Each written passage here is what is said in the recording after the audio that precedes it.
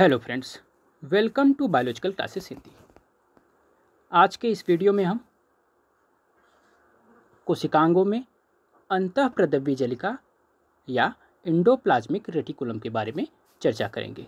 इसके पहले वीडियो में हम माइटोकॉन्ड्रिया, प्लास्टिड जिसमें हरित लवक, क्लोरोप्लास्ट, अवर्णी लवक व वर्णी लवक क्रोमोल्यूकोप्लास्ट के बारे में चर्चा किए थे।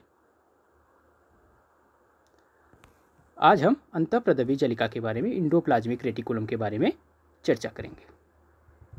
इसके पहले हमने जंतु कोशिका, वनस्पति कोशिका में अंतर, जंतु कोशिका, वनस्पति कोशिका क्या होती है, प्रोकैरियोटिक कोशिकाएं क्या हैं, यूकैरियोटिक कोशिकाएं क्या हैं, इसके बारे में हमने अध्ययन किया था। वहीं कोशिकांगों का भी हमने संक्षेप में अध्ययन किया था, उनके बारे में जाना था। तो आज हम अंतःप्रद्रव्य जलिका, एक महत्वपूर्ण कोशिकांग है जिसके बारे में आज पढ़ेंगे। तो अंतःप्रद्रव्य जलिका कोशिका से लगी, कोशिका के केंद्रक से लगी, माफ करिएगा, कोशिका के केंद्रक से लगी एक कोशिका हम आपके सामने बना दे रहे हैं। जंतु कोशिका है, यह उसका केंद्रक हुआ। तो कोशिका के केंद्रक से लगी एक जालीनुमा संरचना जो जीव द्रव्य में फैली हुई होती है। कभी कभी यह जीव द्रव्य कला तक भी जाती है, कभी कभी। सामान्यतः यह जीव द्रव्य में फैली होती है, जिसे हम अंतःप्रद्रव्य जलिका कहते हैं।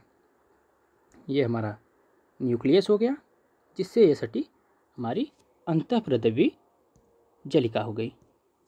यह हमारी अंतःप्रद्रव्य या हम एंडोप्लाज्मिक रेटिकुलम हो गया। ठीक है। इसकी खोज सर्वप्रथम KR पोर्टर जी ने सन 1945 ईस्वी में किया था। किसने किया था? KR पोर्टर ने सन 1945 में अंतःप्रद्रव्य जलिका एंडोप्लाज्मिक रेटिकुलम की खोज की थी।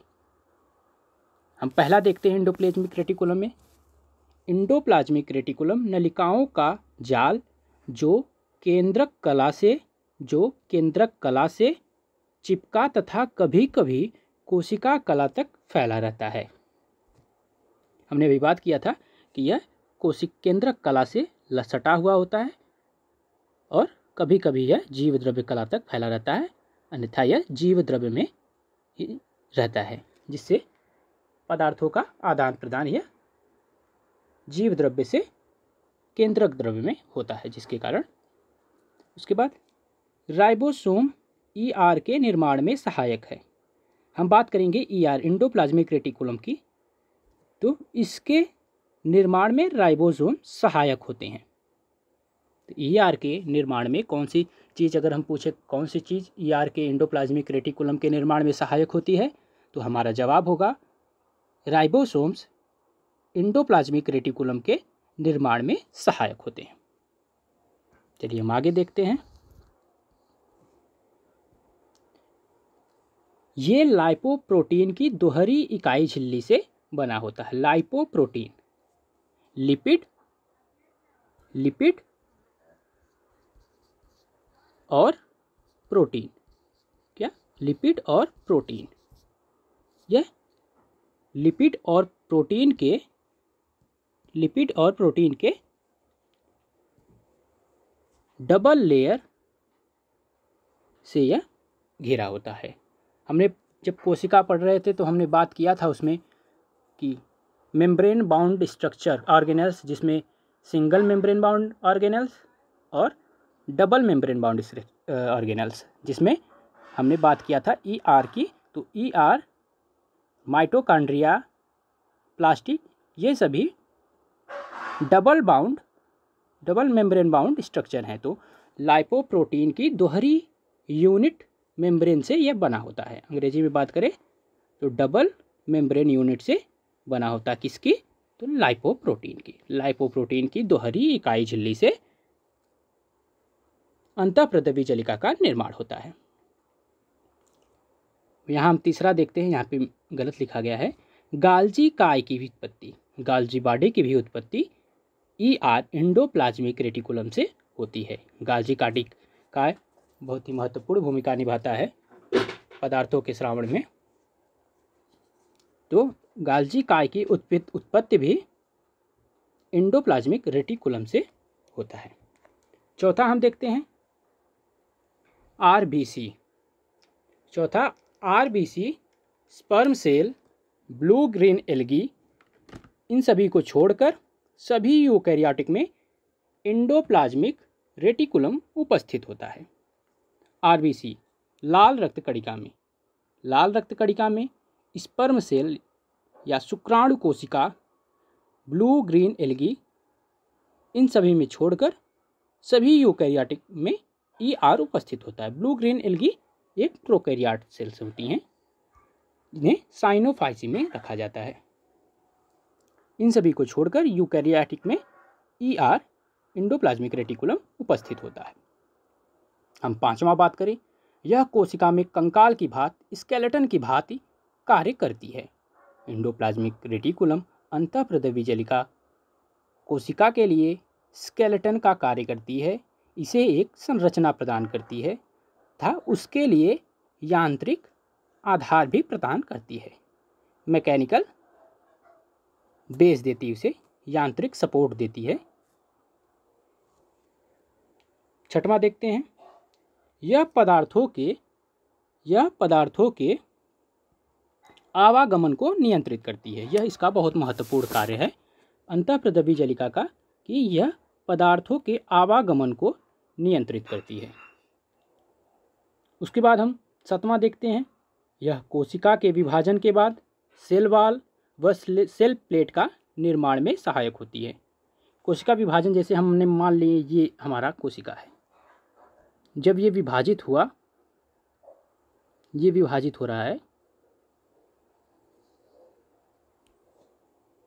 ये यहाँ पे विभाजित हो गया, ठीक है। ये हमारा न्यूक्लियस हो गया, ये एंडोप्लाज्मिक रेटिकुलम है। तो ये विभाजन के दौरान जब नई कोशिकाएं बनती हैं तो उसके लिए ये सेल प्लेट या सेल वॉल का निर्माण भी करता है। तो एंडोप्लाज्मिक रेटिकुलम कोशिका विभाजन के बाद सेल वॉल व सेल प्लेट के निर्माण में सहायक होती हैं। यह कोशिका विभाजन के बाद सेल वॉल व सेल प्लेट के निर्माण में सहायक होती हैं।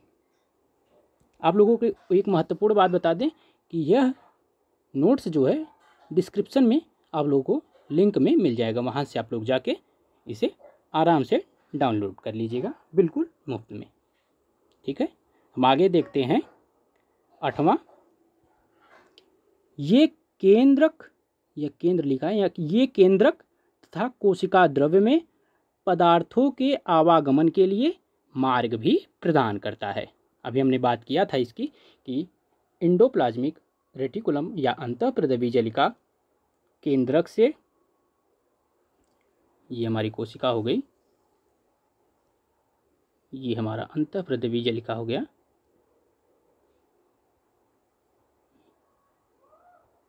ये अंतःप्रदवी जलिका हो गया, जिस तरह से हमने बना लिया रफली, ठीक। तो ये केंद्रक कला से सटा होता है, जिससे यह केंद्रक से कुछ मैसेजेस को ले जाता है, आवश्यक पदार्थों को ट्रांसफ़र करता है। तो किसके माध्यम से करता है? एंडोप्लाज्मिक रेटिकुलम के माध्यम से। अतः यह कोशिका द्रव्य से केंद्रक में पदार्थों के लिए मार्ग भी प्रदान करता है, ठीक है। हम देख लेते हैं ER एंडोप्लाज्मिक रेटिकुलम कितने प्रकार की होती हैं। तो एंडोप्लाज्मिक रेटिकुलम मुख्यतः दो प्रकार की होती हैं। पहला रफ एंडोप्लाज्मिक रेटिकुलम और दूसरा स्मूथ एंडोप्लाज्मिक रेटिकुलम। यह दो तरह की एंडोप्लाज्मिक रेटिकुलम्स या दो तरह की अंतःप्रदवी जलिका होती हैं। पहला खुरदरी अंतःप्रदवी जलिका और दूसरा चिकनी अंतःप्रदवी जलिका। तो हम सबसे पहले पहली रफ एंडोप्लाज्मिक रेटिकुलम या चिकनी अंतःप्रद्रव्य जलिका के बारे में बात कर लें। ठीक है, चलिए देख लेते हैं। पहला, जब ER के सतह पर, जब एंडोप्लाज्मिक रेटिकुलम के सतह पर या जब अंतःप्रद्रव्य जलिका के सतह पर राइबोसोम्स उपस्थित होते हैं तो ऐसा ER RER कहलाता है या रफ एंडोप्लाज्मिक रेटिकुलम कहलाता है। क्या, हमने फिर से एक बार देख लें। जब एंडोप्लाज्मिक रेटिकुलम के सतह पर, सरफेस पे राइबोसोम्स उपस्थित होते हैं तो ऐसा ER या ऐसा अंतःप्रद्रव्य जलिका endoplasmic reticulum RER rough endoplasmic reticulum कहलाता है। रफ एंडोप्लाज्मिक रेटिकुलम क्यों कहलाता है? क्योंकि जब एंडोप्लाज्मिक रेटिकुलम, ये हम एंडोप्लाज्मिक रेटिकुलम बना ले रहे हैं,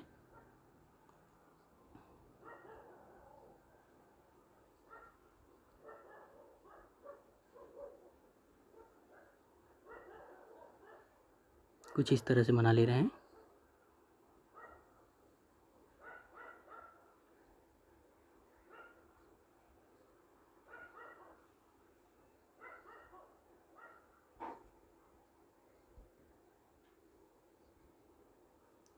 और इस पे ये हम राइबोसोम्स बना ले रहे हैं, ये राइबोसोम बना ले रहे हैं।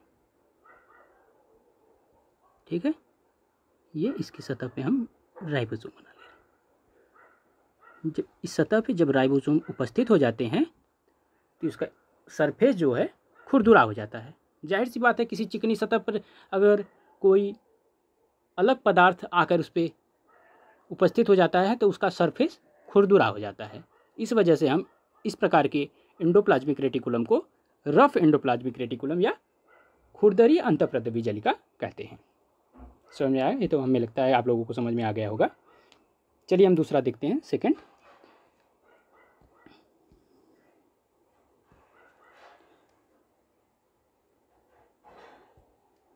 RER पर उपस्थित राइबोसोम प्रोटीन संश्लेषण में सहायक होते हैं। सबसे महत्वपूर्ण RER का क्या है? प्रोटीन का संश्लेषण करना। प्रोटीन का संश्लेषण कैसा होता है? तो हम बात करें RER या रफ एंडोप्लाज्मिक रेटिकुलम केंद्रक से, ये हम केंद्रक बना ले रहे हैं, ये केंद्रक है, यह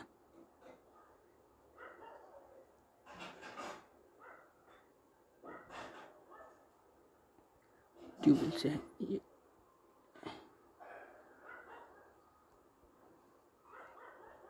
थोड़ा बड़ा चित्र हम बना रहे हैं।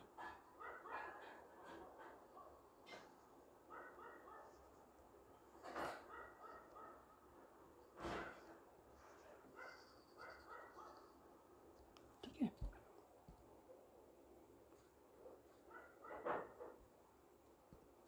ठीक है, ये रहा। रुकिए एक सेकंड, में इसका सरफेस बना लीजिए। थैलियोनुमा होता है, ये इसका सरफेस हो गया।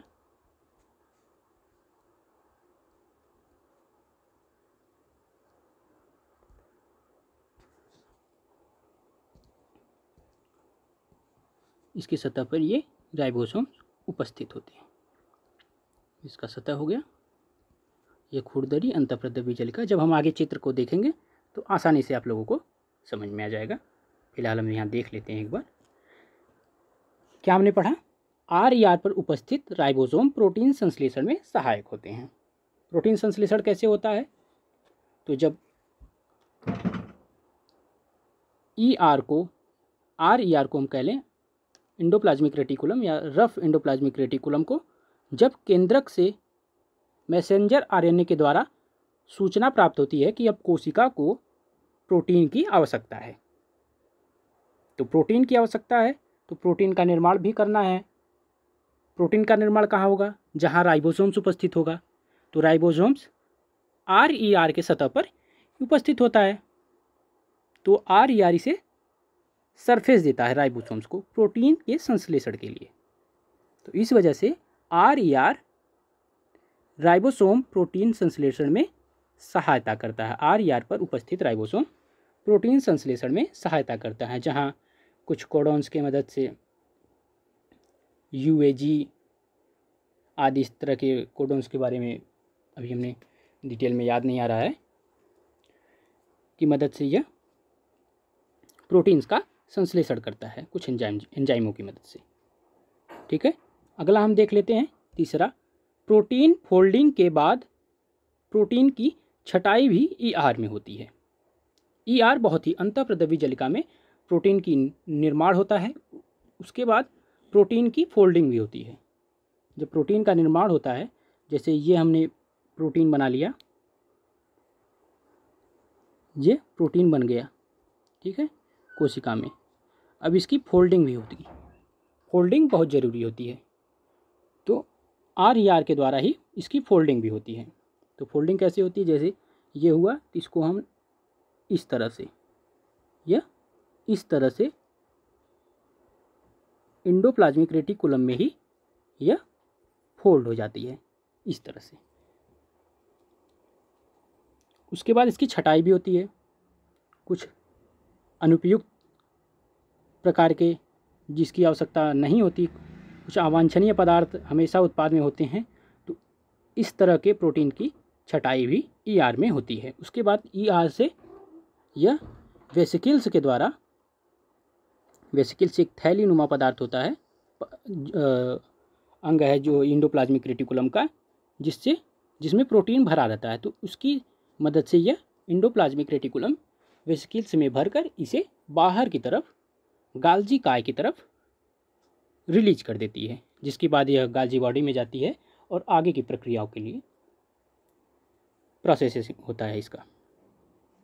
ठीक है, तो अब चौथा देखते हैं हम, RER rough endoplasmic reticulum folding का कार्य भी करता है तथा प्रोटीन फोल्डिंग की गुणवत्ता को सुनिश्चित करता है। अभी हमने बात किया था कि प्रोटीन फोल्डिंग की गुणवत्ता को भी सुनिश्चित करता है, या अनुपयुक्त प्रकार के प्रोटीन की छटाई भी RER या रफ एंडोप्लाज्मिक रेटिकुलम में भी होता है, आगे हम देखते हैं दूसरा, एंडोप्लाज्मिक रेटिकुलम की। तो सबसे पहले हम देख लेते हैं इसकी थ्योरी। तो पहले देखते हैं, जब एंडोप्लाज्मिक रेटिकुलम की सतह पर राइबोसोम्स अनुपस्थित होता है तो इस प्रकार के एंडोप्लाज्मिक रेटिकुलम को स्मूथ एंडोप्लाज्मिक रेटिकुलम कहते हैं। तो हम यहाँ पे बना ले रहे हैं एक स्मूथ एंडोप्लाज्मिक रेटिकुलम की संरचना। स्मूथ एंडोप्लाज्मिक रेटिकुलम ठीक रफ एंडोप्लाज्मिक रेटिकुलम के बगल से या एंडोप्लाज्मिक रेटिकुलम से सट के निकलती है। यह ट्यूबों से मिलकर, नलिकाओं से मिलकर बनी होती है। यह शाखान्वित होती है, ये कुछ इस तरह से यह शाखान्वित निकली रहती है। ये इस तरह से शाखान्वित होकर, अभी आप चित्र देखेंगे तो आसानी से समझ में आएगा।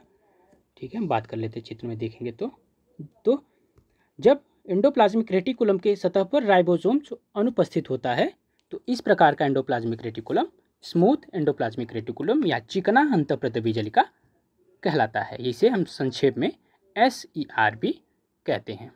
हमने बात किया था कि जब एंडोप्लाज्मिक रेटिकुलम के सतह पर राइबोसोम्स उपस्थित हो जाते हैं तो इसकी सतह खुरदरी हो जाती है।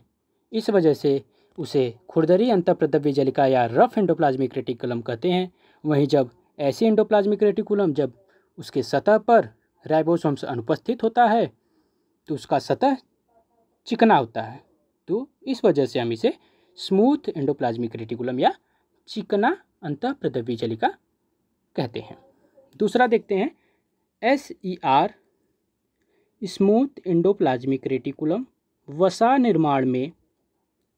के निर्माण में, लिपिड के निर्माण में, वह ग्लाइकोजन के संग्रहण में सहायक होती है। यह बहुत महत्वपूर्ण कार्य है इसका, SER का, कि यह वसा के निर्माण में,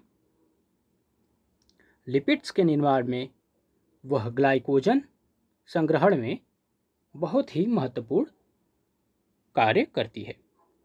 ठीक है, हम आगे देख लेते हैं स्मूथ एंडोप्लाज्मिक रेटिकुलम के बारे में कुछ और थियरी। तीसरा देखते हैं, smooth endoplasmic reticulum steroid hormones के उत्पादन में स्राव के लिए जिम्मेदार होते हैं। क्या? स्मूथ एंडोप्लाज्मिक रेटिकुलम या चिकनी अंतःप्रद्रवी जलिका स्टेरॉयड हार्मोन्स उत्तेजक हार्मोन्स के निर्माण में के स्राव में के लिए जिम्मेदार होती हैं। इसका ये महत्वपूर्ण कार्य है। चौथा देखते हैं, smooth endoplasmic reticulum calcium ion C+ ion, हमने यहाँ पे C+ आयन लिखा है, शायद ये कैल्शियम आयन होगा, मैं चेक कर ले रहा हूँ। ठीक है, ये C+ आयन Ca+ रहेगा, कैल्शियम रहेगा, कैल्शियम आयन रहेगा। यहाँ पे हमने गलत, यहाँ पे मिसप्रिंट हो गई है, Ca+, कैल्शियम प्लस रहेगा, आप लोग नोट कर लीजिएगा,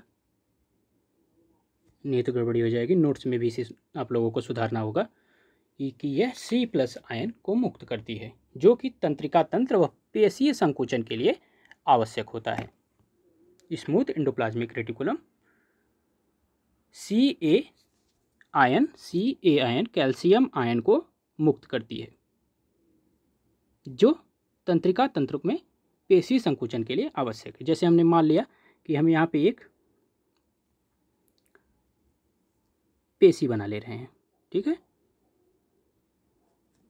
और ये हमारी तंत्रिका तंत्र हो गई।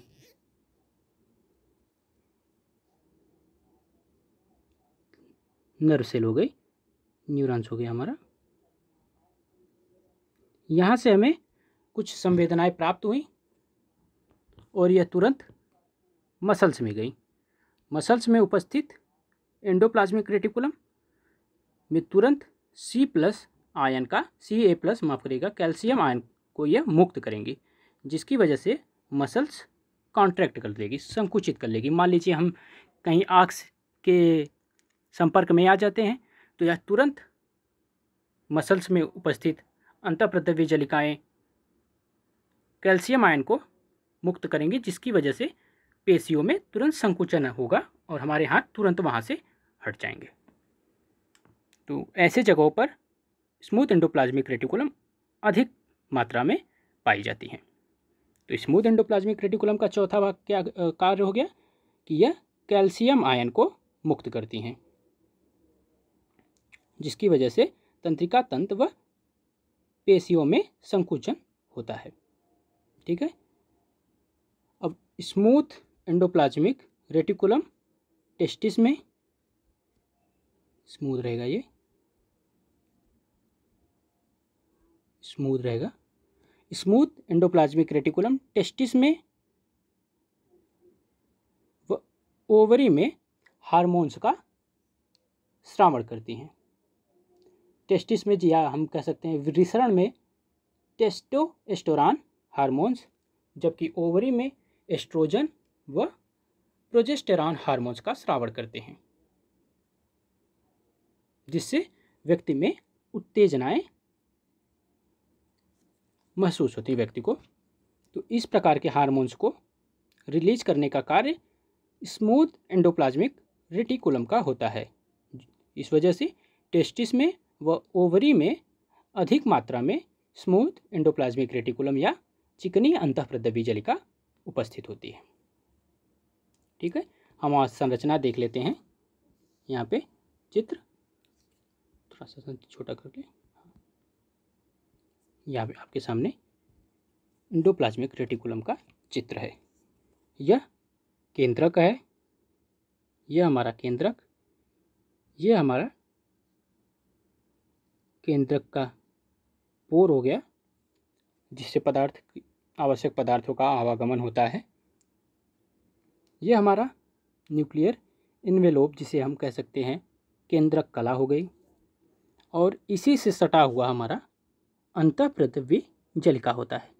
केंद्रक से पूछा जाएगा, केंद्रक से कौन सी अंतःप्रद्रवी जलिका या किस प्रकार की अंतःप्रद्रवी जलिका सटी होती है, तो हमारा होगा उत्तर की RER रफ एंडोप्लाज्मिक रेटिकुलम केंद्रक से सटा होता है, जिसके द्वारा इसे सूचनाएं प्राप्त होती हैं।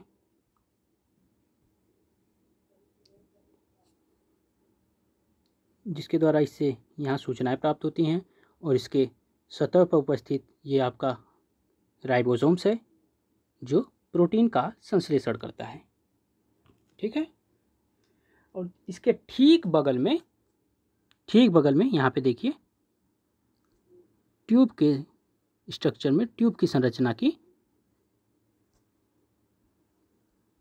स्मूथ एंडोप्लाज्मिक रेटिकुलम निकली होती हैं। इसके सतह पे आप लोग देख रहे होंगे कि राइबोसोम्स अनुपस्थित होते हैं। क्या? राइबोसोम्स अनुपस्थित होते हैं, इसलिए इसे हम स्मूथ एंडोप्लाज्मिक रेटिकुलम या SER कहते हैं। ठीक है, इसके बाद इसका एक और भाग होता है वेसिकल्स, जिसे हम थैलियाँ भी कहते हैं। यह गोल संरचनाएं होती हैं, कुछ इस प्रकार की संरचनाएं होती हैं जो कि सिस्टर्नी से रिलीज होती है। अच्छा, सिस्टर्नी क्या है? तो सिस्टर्नी समांतर क्रम में व्यवस्थित एक चपटी थैलीनुमा संरचना होती है जो कि RER को बनाती है, रफ एंडोप्लाज्मिक रेटिकुलम को बनाती है। समांतर रूप से चपटी थैलीनुमा संरचना आप लोग देख रहे होंगे, ये चपटी थैलीनुमा संरचना है और ये समांतर भी है। ये देख रहे हैं, एक दूसरे के समांतर भी है। ठीक है, ये एक दूसरे के समांतर है, क्योंकि हम पूरा मिटा लेते हैं। ये देखिए, एक पूरी समांतर है, तो ये सिस्टर्नी हो गई, और इसके बीच ये सिस्टर्नी हो गई, समांतर थैलीनुमा संरचना, और इसके बीच का ये जो गैप है इसे हम सिस्टर्नल स्पेस भी कहते हैं। ठीक है, तो सिस्टर्नी RER को बनाती है, यह समांतर थैलीनुमा संरचना होती है। और वहीं बात करें स्मूथ एंडोप्लाज्मिक रेटिकुलम की, तो इसे नलिकाएं या ट्यूब्यूल्स बनाती हैं जो कि शाखान्वित होती हैं, कुछ इस तरह से शाखान्वित।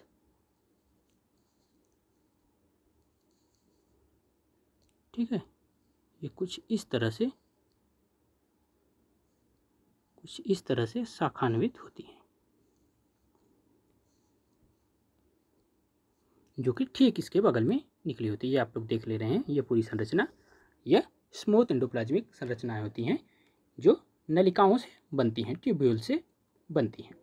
ठीक है, इसके अलावा हम बात करें तो वेसिकल्स भी बनते हैं,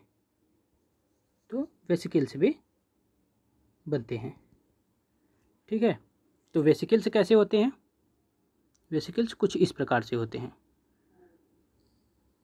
वेसिकल्स कुछ इस प्रकार से थैलीनुमा गोल संरचनाएं होती हैं जिसमें रफ एंडोप्लाज्मिक द्वारा बनाए गए प्रोटीन्स भरे हुए होते हैं। ये प्रोटीन्स इसमें भरे हुए होते हैं, जो कि आगे के प्रोसेस के लिए गाल्जी काय में भेज दिए जाते हैं। तो ये वेसिकल्स द्वारा ही प्रोटीन्स गाल्जी काय में पहुंचते हैं। तो वेसिकल्स जो है एक ट्रांसपोर्टेशन का कार्य करती है, ले जाने का कार्य करती है प्रोटीन को, वो भी एंडोप्लाज्मिक रेटिकुलम का एक भाग है। ठीक है, आगे हम देख लेते हैं इसकी संरचना के बारे में। तो एंडोप्लाज्मिक रेटिकुलम के मुख्यतः तीन भाग होते हैं। पहला सिस्टर्नी, जिससे रफ एंडोप्लाज्मिक रेटिकुलम बनता है। दूसरा वेसिकल्स, और तीसरा नलिकाएं, ट्यूब्यूल्स। तो सिस्टर्नी क्या होता है, संक्षेप में देख ले रहे हैं, वीडियो बहुत लंबा हो जाएगा। सिस्टर्नी एंडोप्लाज्मिक रेटिकुलम के समांतर क्रम में व्यवस्थित चपटी थैलीनुमा संरचना होती है जो कि केंद्रक कला के साथ जुड़ी हुई होती है। हमने अभी ऊपर बात किया था इसके बारे में कि RER की जो समांतर थैलीनुमा संरचना होती है जो केंद्रक कला से जुड़ी होती है वह सिस्टर्नी होती है। और सिस्टर्नी तो नलिकाओं के बीच, जो सिस्टर्नी के नलिक थैलियों के बीच ये एक भाग बनाते हैं, ये हमारी सिस्टर्नी है, ये आगे से जुड़ी हुई है।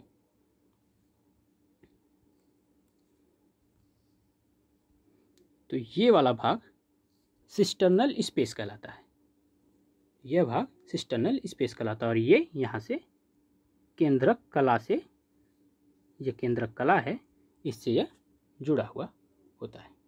ठीक है, आगे हम देख लेते हैं वेसिकल्स क्या होती हैं। वेसिकल्स सिस्टर्नी के सिरों पर छोटी गोल संरचनाएं होती हैं जिनका निर्माण मुकुलन द्वारा होता है। सामान्यतः जब RER में प्रोटीन्स बहुत अधिक मात्रा में हो जाते हैं तो यह प्रोटीन्स को एक थैलियों में पैक करके, गोल संरचनाएं होती हैं थैलीनुमा, तो इसे थैलियों में पैक करके आगे के प्रोसेस के लिए गाल्जी बॉडी के में भेज देती है। गाल्जी बॉडी के शीर्ष भाग में थैलियों को पैक करके भेज दिया जाता है। तो सिस्टर्नी द्वारा वेसिकल्स का निर्माण होता है। जब RER में प्रोटीन की अधिकता हो जाती है तो यह प्रोटीन आगे के प्रक्रियाओं के लिए गाल्जी बॉडी में भेज दिया जाता है। तो यह माध्यम जो प्रोटीन्स को ले जाता है वह पैक संरचनाएं वेसिकल्स कहलाती हैं। यह गोल होती हैं, थैलीनुमा होती हैं, जिसमें प्रोटीन्स भरे हुए होते हैं। ठीक है, ये प्रोटीन्स हुआ, ये भरा हुआ होता है। तो ये क्या हुए, वेसिकल्स हो गए। और तीसरा हम देख लेते हैं नलिकाएं या ट्यूब्यूल्स। तो ये छोटी सपाट शाखान्वित होती हैं। यह कोशिका द्रव्य व केंद्रक द्रव्य में संबंध स्थापित करती हैं।